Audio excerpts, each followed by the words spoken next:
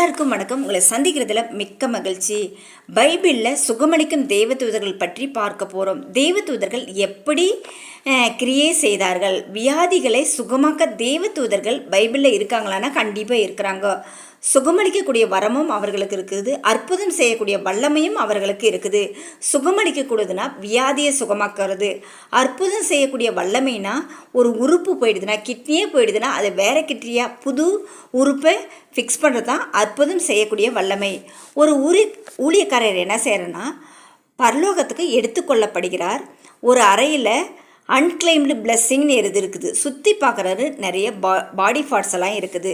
நம்மளுக்கு நம்மளுடைய பாடி பார்ட்ஸே எதுனா இதாகிடுச்சுன்னா கூட அதை புதுப்பிக்கக்கூடிய தன்மை உள்ளவர் தான் கர்த்தர்.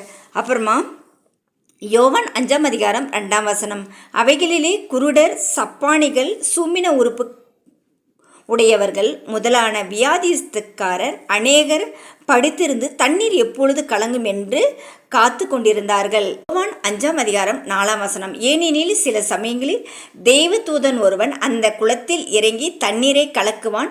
தண்ணீர் கலங்கின பின்பு யார் முந்தி நீரில் இறங்குவானோ அவன் எப்பேற்பட்ட வியாதிஸ்தனாய் இருந்தாலும் சொஸ்தமாக்கப்படுவான். பெத்தஸ்தா குளத்தை சுற்றிலும் வியாதிஸ்தர்கள் படுத்துட்டு இருப்பாங்க. படுத்துட்டு இருந்து ஃபஸ்ட்டு அந்த தேவதூதர்கள் கலக்கும்போது போயிட்டு ஃபஸ்ட்டு இறங்குறவங்க சுகமாக்கப்படுவாங்க. ராபேல் என்ற தேவதூதர் தான். ஆனால் தேவதூதர் 2 பேர் தான் பைபிளில் போட்டிருக்கு. ஆனால் நம்மளுக்கு நிறைய தேவதூதர்கள் இருக்கிறாங்க.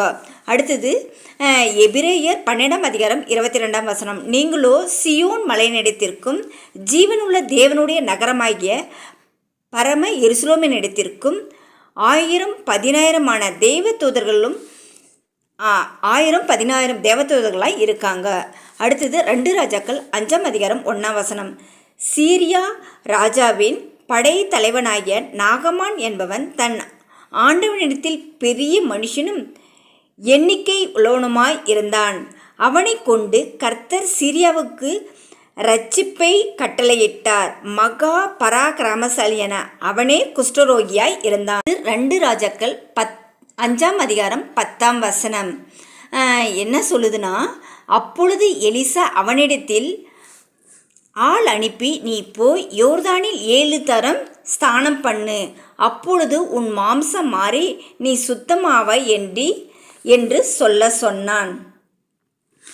அதற்கு நாகமான் கடுகோபம் கொண்டு புறப்பட்டு போய் அவன் வெளியே நின்று தன் தேவனாகிய கர்த்தருடைய நாமத்தை தொழுது தன் கையினால் அந்த இடத்தை தடவி